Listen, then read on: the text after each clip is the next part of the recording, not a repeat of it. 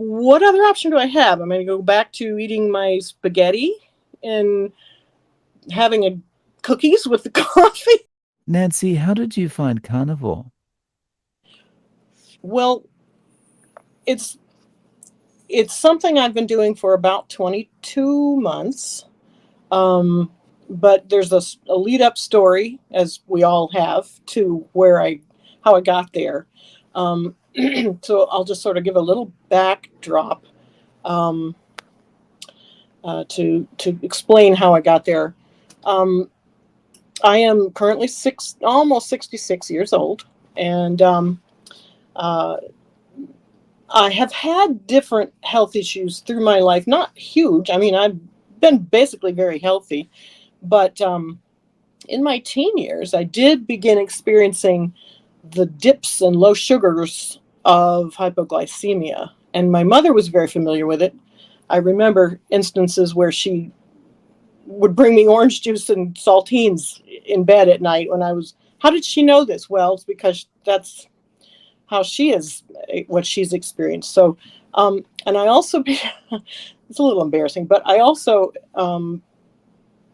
really was beginning to be plagued with difficult constipation, gut issues. And I noticed that, I mean, thinking back into the timing of my life, and that's about in the teen years when that really began to be an issue. In my 30s, um, uh, I broke my foot, a metatarsal bone in my foot one time. And in the x ray, the doctor said, "Oh, by the way, you've got osteoarthritis in your big toe." And I said, "Okay. And it began to be more apparent in my toes first. Um, so the osteoarthritis, began in I mean, it progressed to the fingers, and as it does. Um, and then in my mid 30s, I was married at 33, and so I put it down to, a happy change in my life and a lot of eating out. But I began to experience some weight gain, and um, then migraines became more common to me. And then I was pregnant with our twins in 1999. I was 41 at the time, and very tired after that. But because of that life change, wonderful life change. But I was diagnosed with gestational diabetes at that time, and then in 2016 with full blown diabetes, type 2 diabetes. So, um, backing up a little to the 90 to my early 30s, which was the mid 90s, my sister gave me a book that she had looked at by Dr. Michael and Mary Dan Eads called Protein Power, and that was similar to Atkins at the time, and similar um, reasoning, logic, the beneficial effect of protein in one's diet, and the idea of carbohydrates, which I'd never thought much about, of course. Up until that time, I believed what a lot of people, what we were taught, that low fat is important, that you should eat plenty of fruits and vegetables, that if you eat fat, you'll get fat, and so I ate a lot of cereal, a lot of pasta. Um, so this approach in this book was different than that, and limiting the carbohydrates. So that was useful to me because I lost about 30 pounds following that way. It was not really sustainable for me, and I know now why. It's because there wasn't a big emphasis on fat, eating fat. And so I didn't have any fuel. That's basically what it was. I remember cutting small chunks of low fat cheese and making sure I had my little chicken breast, uh, no fat, because I still had that mindset that fat isn't good for you. So, um, along about, I think, 20. 2018, maybe a couple of years after I was diagnosed with diabetes, I happened on a YouTube TED Talk uh, by Dr. Sarah Hallberg, in which she talks about breaking the rules, is I think what the title is. I don't remember exactly, but she was a researcher and physician who worked with um, obese people and diabetic people and worked on their on reversing type 2 diabetes. And I was astonished at the idea, because nobody had ever said that to me, that you don't have to just progress. It was, this is a progressive chronic disease, and we manage it, and then it just gets worse. That's all I knew, and I wasn't thrilled with that, but I didn't think I had a choice. so, um, so I immediately dived into, she called it LCHF, low carb, high fat. Um, a ketogenic way of eating, really. And in 2020 is about when I did that. I lost about 15 pounds on that. So not, you know, not astonishing amounts, but positive, Um, and that was helpful. It's interesting. Recently, I stumbled across some files, a file folder with materials I had received in a weight management class after I was diagnosed with diabetes. Excuse me. And there was this beautiful, colorful booklet from, I suppose, the American Diabetes Association, describing how you should eat. And I opened it up, and I'm looking, and it said you should have 6 to 12 servings every day of grains. And I was just like horrified, because knowing what I know now, that was uh, how to get diabetic, not how to fix it. So anyway, that was very interesting to see recently. But the the experience with the ketogenic diet allowed me to be introduced to, a lot of very familiar faces to you, I know, and others who follow this way of eating. Ken Berry.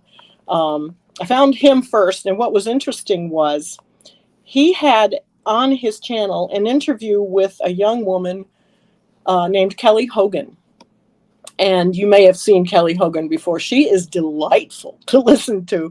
And I found out she's a neighbor of mine too, but I didn't know it at the time. So, um, and she talked about carnivore.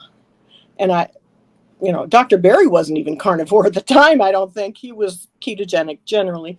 Um, so I paid close attention to what she was saying. And one thing that struck me, among many things, was the the eliminating of sugar cravings. What I had discovered in my 2 years on the ketogenic diet, which is meat and low carb vets, basically, I would do really well. And then I would go to my Sunday night life group. And there are a lot of very good cooks in that group. And we'd all bring stuff. And every Sunday night, there was pies and cakes. I was like, and I'd fall off the wagon. I mean, I was like, I'm going to have to quit going to my life group. I can't do this. So I'd spend all week trying to get it back together. And then there we'd go again on Sunday. So when Kelly said that about the sugar cravings going away, I was very interested. And I thought, well, let's give this a shot. So I did, July 18th, 2022. And my goodness, was that a pleasant change. Because I'd been keto for a couple of years and low carb, off and on, sort of, except for those Sunday nights.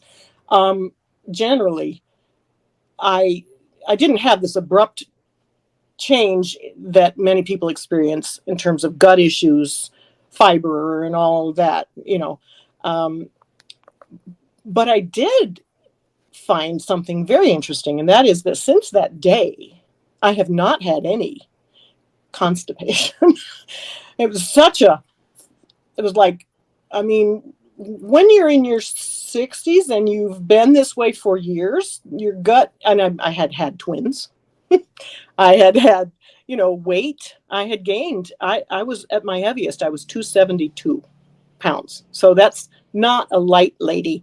And when you put all that together, there was significant issues in that department. So it was a thrill to me not to have any more of that ever. Now, I will say, and anybody listening needs to understand that the opposite can be true. That is, there was more of that, but but I've been watching things heal. I'm not watching it, but I'm understanding, seeing that it's much more functional, and I've realized that probably that's the chief thing that needed to heal in me. One of the chief major things. Um, so anyway, I started that carnivore diet, and for about 14 months, so that puts us in September of 23, last September, um, I was losing regularly. I was getting better. I didn't have any more migraines. I'd had migraines since my 30s. I didn't have, as I said, the constipation. I lost weight. My blood sugar was stabilizing. And in fact, my HbA1c, the marker for the diabetic testing, went from 6.9 when I started to 6.5 to 6.2 to 6.1. Every 3 months I was testing it. I was so thrilled that the next time was going to be in the fives. I would graduate to the fives. And I was deeply depressed when it was 6.5 again. And it was very confusing to me. So this took me to a rough place, I would say. And so before I talk about how I've dealt with that, because that's a thing, we've got to talk about the discouragement piece. That's a life thing. And it isn't just because you're carnivore doesn't make you exempt from that.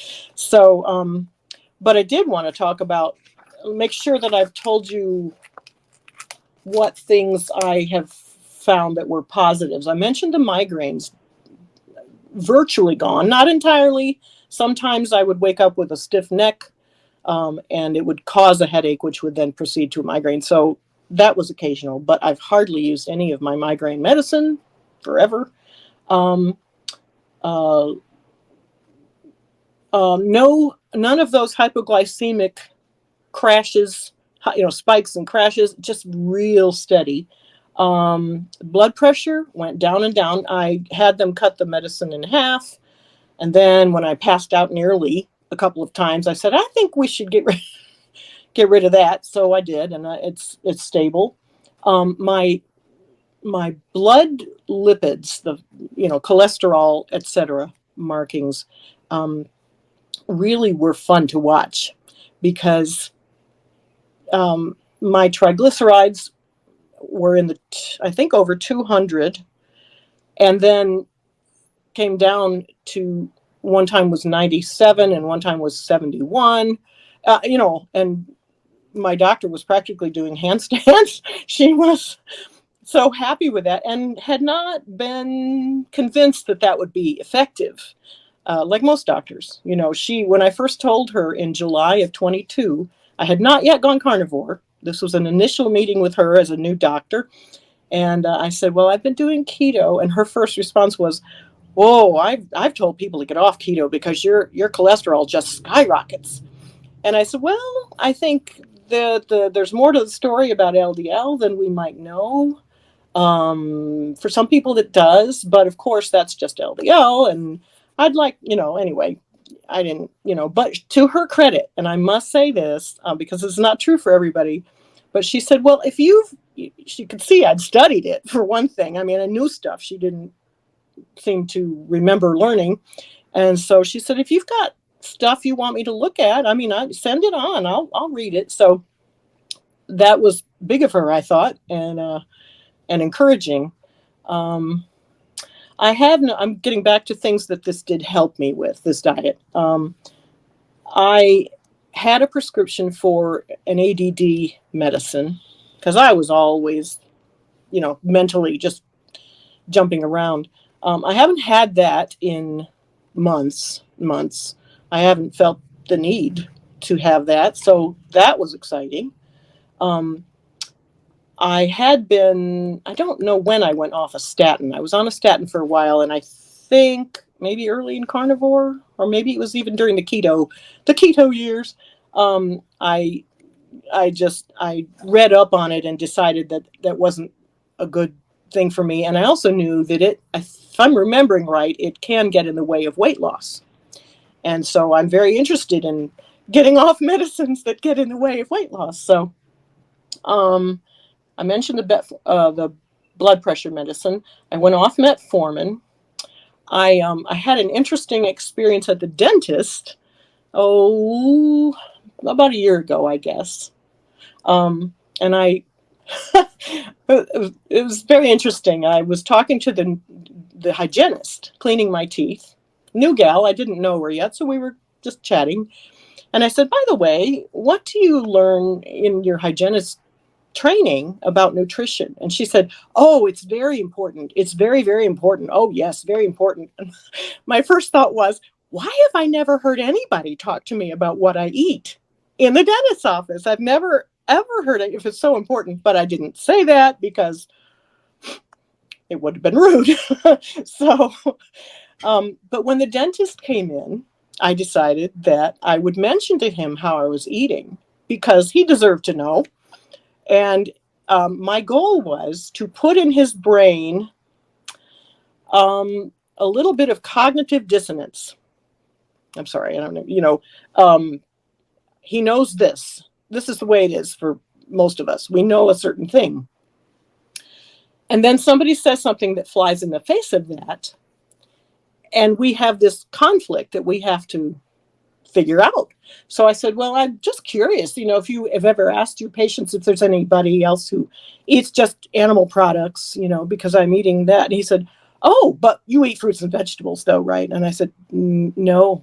And I could hear his wheels turning like, this woman is crazy or whatever.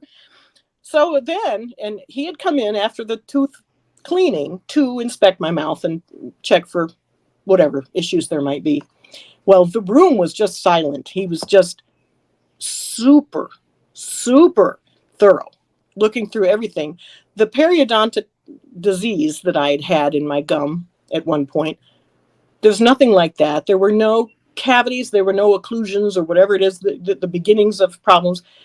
I mean, he had in his head what I just told him, and there's this tartar-free mouth with strong, good, healthy teeth and gums because, of course, right?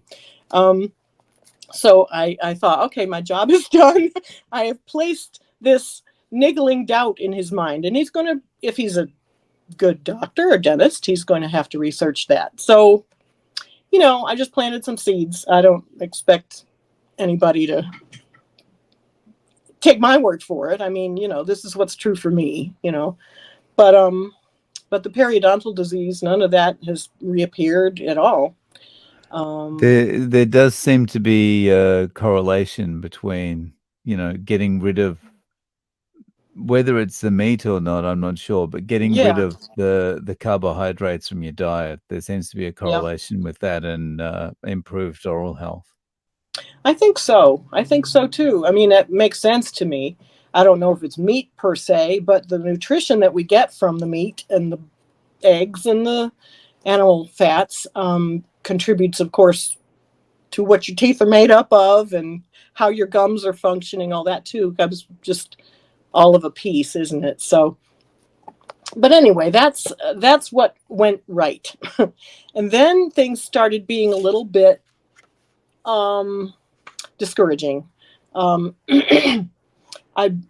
in about I, I was on a kind of a stall from September to maybe January of this year. So September 23 to January 24. Um, and I couldn't really put it down to what it was. It wasn't bad eating or anything, although I did have a visit from one daughter who brought her cookies and stuff around Christmas. So I had a little battle there, but as long as the stuff was in the cupboard, I didn't have to see it. It was generally I was successful and got past that. But I developed a pain in I think it would be a tendon that connects the muscle to the bone, in the top of my thigh, the back, and it really hurt. And I couldn't figure out what it was, and um, gradually isolated it down to that. But what that did was my movement was limited, and I didn't sleep well. It hurt a lot, and I mean, I've always had some trouble with sleep anyway, and insomnia, um, and therefore becoming a night owl, which doesn't lead you to getting the good restorative sleep that you need. So, and in fact, the carnivore has helped me along that road. That's a top area where I'm working right now, just trying to correct my habits. Turn down the lights a little bit earlier, get off the TV. I love TV. So I don't want to turn, but it's interfering with my sleeping. So when I do things the way I should, I am getting better sleep. I would say 2 nights out of 3, I'm sleeping pretty well. So I mean that's better than it used to be. And but with that hip pain, it was it was it was affecting my mood too. I couldn't move around much. I didn't have that energy that I'd had the first year of just, whoa, let's go. That's not me. I mean, that hadn't been me before. And so it was distressing that I'm back to that place, because I don't want to be there.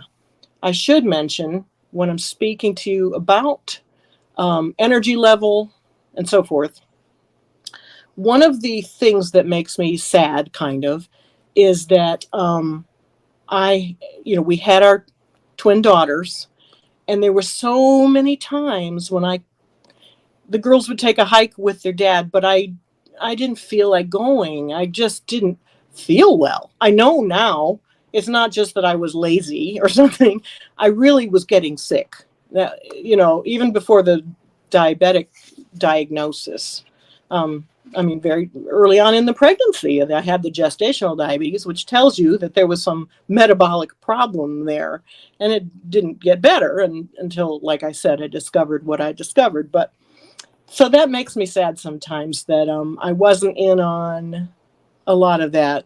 But I'm having to come to grips. I mean, that's what was. Okay, it's not what is. So I'm just doing what adults do, which is looking forward and making things better now. But so the discouragement was real here with this in the spring up until, I mean, it was only about a month ago, maybe 6 weeks, maybe, when I began really noticing that the hip pain was greatly diminished. I didn't feel it much anymore. And so that was encouraging to me. Also, when I was communicating with you about doing this story, and you said, a lot of people might like to hear about that, because you don't want to come out and go, well, everybody else, lost 100 pounds in 16 minutes, but I am just, you know what I mean? You don't want to admit to things not working the way they should. But on the other hand, this is real life, and it really is a blessing and a benefit to me. So we deserve to talk about the times when it gets hard. To that point, let me say that Kelly Hogan, whom I mentioned earlier, had an interview with one of the ladies in her group sessions that she does for coaching. Her name was Kathy David. And what I found with that was the thing that impressed Kelly about Kathy's journey was her sticking with it, even when she had a stall of close to a year. And I thought, she said, I just kept going. I just kept going. And I thought, well, that's true for me too, because I mean, what other option do I have? I'm going to go back to eating my spaghetti and having a cookies with the coffee. I mean, no. So, and even early on, I remember saying to my husband and others, gosh, if I don't lose another pound, I mean, this is the way for me to eat. And I mean, they're just happy about that. Um, and I was, and I am, but I do want more, So anyway, that really encouraged me. Dr. Berry talks a lot about vitamin P. Patience, you just have to keep with the plan unless there's some evidence that shows that it's actually not good. I mean, I want to be open to evidence, right? This is not, we want to be sure we're looking at scientific studies and that sort of thing. Um, each of us is very different in the way we respond to certain things. Um, uh, 60 years of high carb eating, there's a lot to heal. There's a lot to heal. It was gut problems. It was the migraines. It was the weight. Um, and linked with that is the high insulin, high sugar, high insulin, which is a weight storage hormone. And so, that was a constant problem there. It sets off other things that it also does. Um, so there was a lot of things to heal, and there are still. It's been 22 months. The weight has just stabilized. I did gain a little bit, which was really blowing my mind. It didn't help the discouragement very much to see that happening. Like, no, you want headline stories, but I'm going to take what I have and keep going, because it's not like I'm going to do something different. I mean, I'm not going to go back to my pasta or cereal I mean, if this is what I've got, well, I'm happy, I mean, and it's going to get better. It has to. It's Yeah. just already good, you know.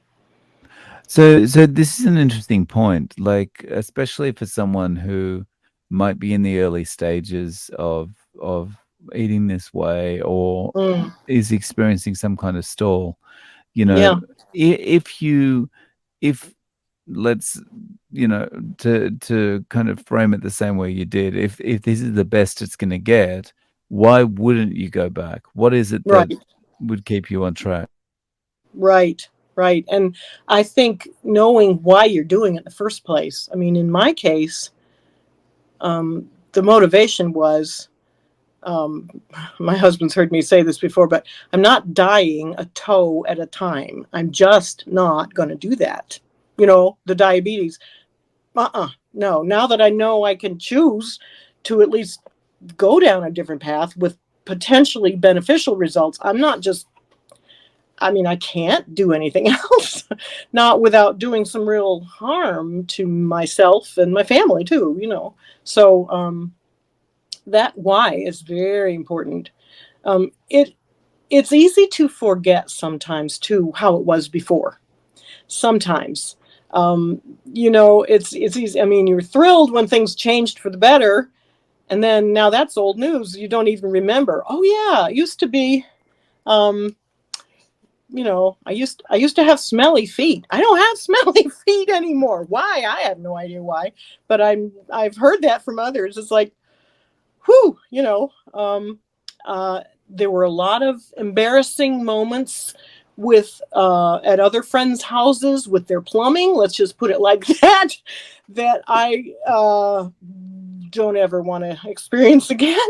There's nothing like that to really make you dread visiting.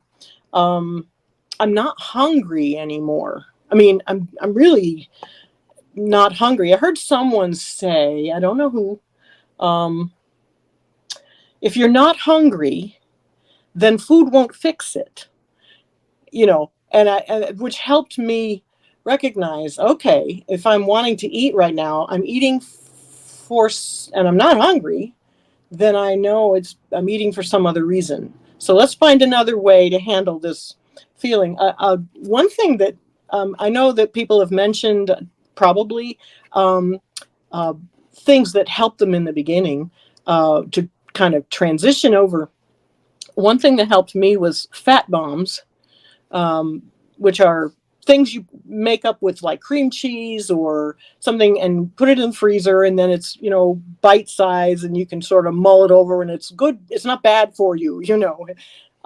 So I made something like that had peanut butter in it, which was good for a while until I was more peanut butter than the other ingredients, and I went, okay, this isn't good now. Now this is not a bridge, but an excuse, I think. So, but interesting thing that I've not heard anybody else mention before is uh, those moments when you're idle in the evening watching a television show or something, that we used to just pick up chips or something. Um, I took some kosher salt, the large grains of salt, put them in a tiny little jar, and I keep it near the sofa. And then I'll, when I want to just have some mouth action, I'll take a little toothpick and I'll just sort of let my mouth work on the one or two grains of salt, and it's like gives my mouth something to do. It's an interesting and strong taste, and so I used that a lot in the beginning. I've been known to do it recently too, but something else to do.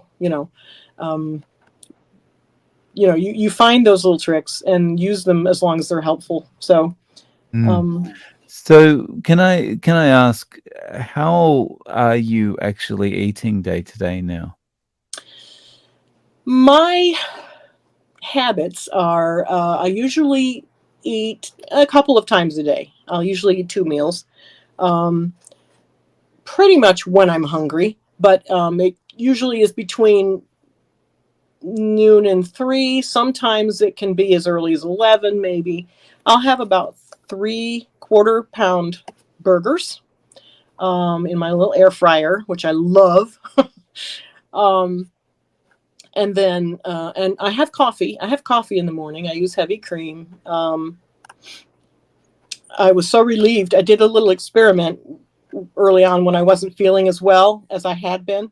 I thought, oh, what if it's cream or coffee?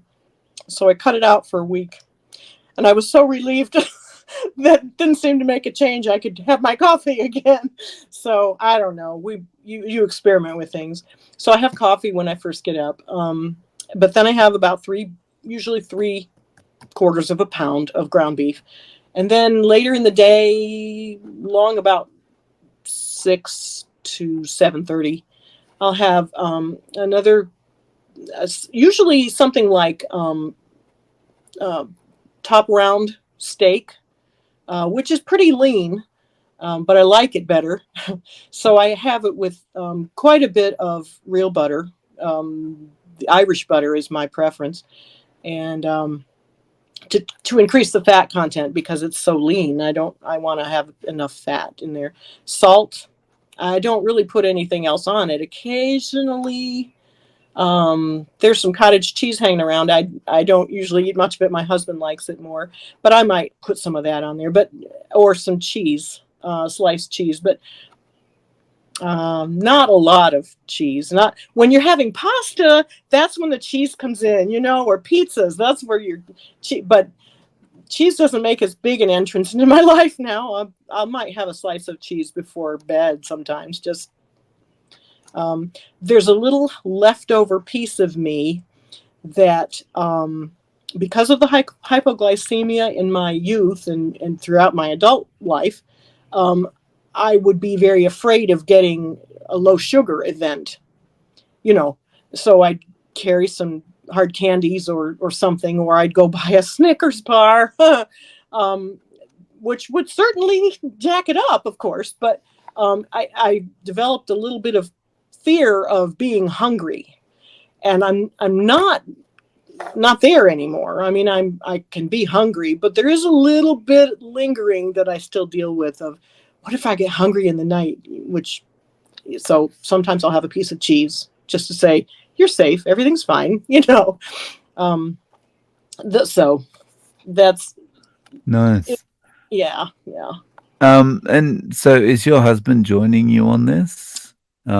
Sort of, sort of. He does more keto, but he's still sorting out what's sustainable for him.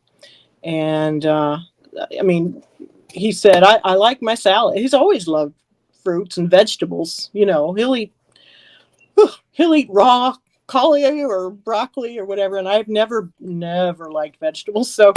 Um, so I try to keep some of that around, and he'll make a tossed salad to go with the meat we're eating. Um, he's still figuring out what's best for him, and he's torn, I think, to a certain degree. He loves his bread. He used to be a baker, and now he can't have bread. It's kind of insulting to him, I think, a baker that can't eat bread. But we each have our own journey to find, don't we? As someone who you've had some good results, there's been a stall, things are kind of improving a little bit now, but you know, regardless, you would stay with it. Oh yeah, I will. What, I will stay with yeah. it. What It's is your advice to other people that might be considering it or might be in a stall? Yeah. Well, if they're considering it, one of the things that helped me was somebody mentioned, probably Dr. Barry. Um, Try it for 30 days. I mean, you're not going to die, in 30 days because of eating meat. So see what it does. That's what I would say to somebody who's considering it. Um, the the stalling issue. I think it's important to see, and what's helped me most is the sense that this is not. I didn't. First of all, I didn't do this to lose weight. I certainly wanted to lose weight, and somebody made the comparison of wild animals in the wild. They make the kill, they eat because they're hungry. When they're done, they're not hungry, they stop. And you don't ever go out in nature preserves or wherever and see fat, lolling, listless, animal. It doesn't work that way. So clearly, what we're doing is not working. So the way I figure it is, you know, I'm going to eat the food that it promotes healing. I'm going to eat the food that my body is made up of: fat, animal protein, all the stuff that is closest to the way I am made.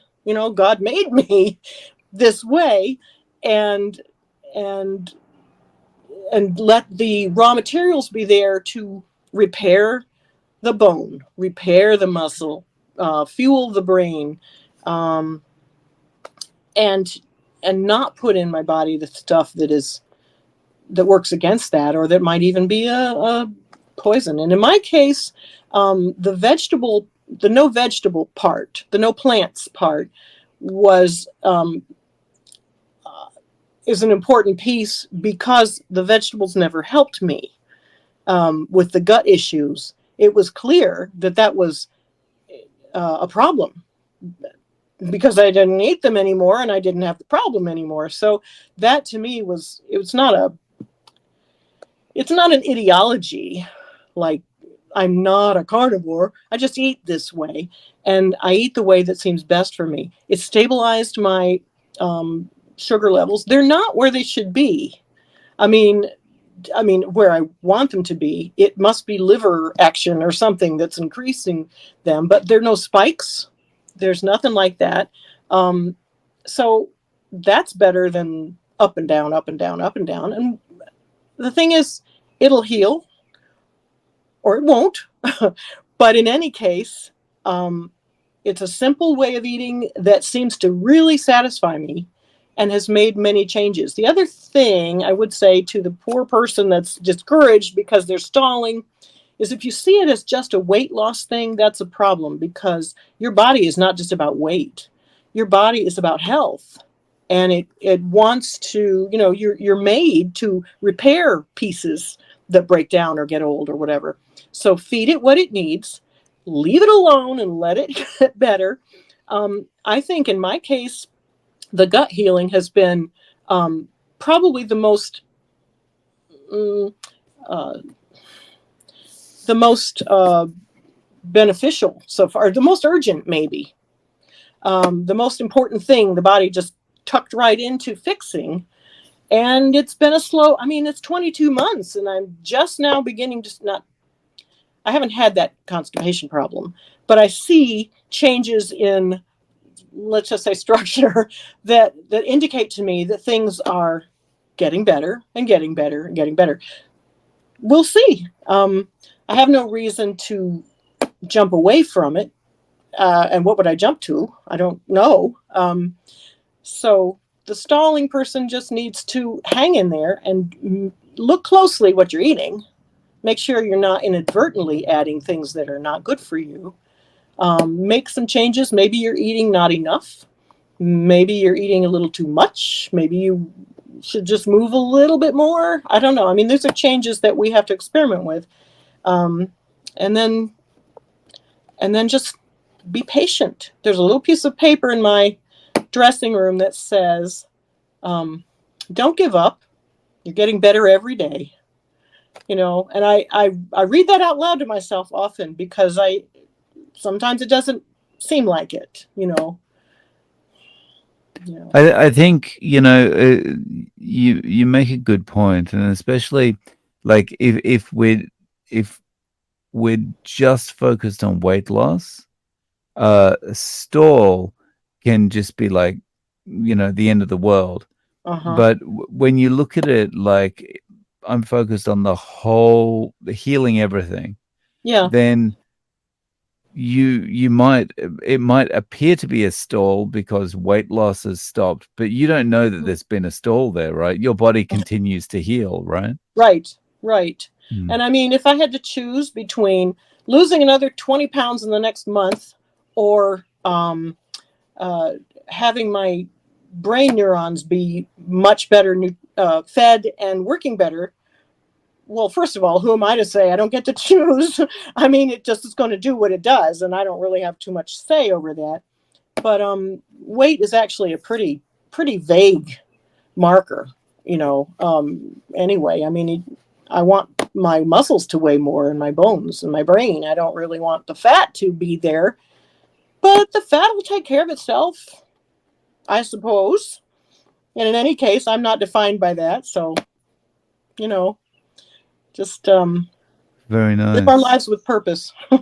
Yeah, very nice. So Nancy, do you have any way of reaching out to you if people want to get in touch? Do you have any social media or anything? Well, I'm on Facebook only rarely, but I do have my name is Nancy Parker Cooper. So if people want to look me up there, they can. Um, you know, I don't have an active social media presence or anything, but if somebody's wanting some encouragement, I'd be happy to dive in and cheer them on, and so that would be fine. Yeah, don't have anything Cool. else really. Yeah. No worries. Well, I'll link to your Facebook below. And maybe, yeah, if someone wants to get in contact, they can contact you through Messenger or something like Yeah, that. that would be good. Um, yeah. Thank you so much for coming on and sharing your story, Nancy. I really appreciate your time. Well, Dave, I really appreciate you. We all really appreciate you and just what you share with the world of your average Joe, man on the street, experience with carnivore. And it's quite fascinating. And I appreciate all of the stories that you share and your own story too. Thank you very much, Dave.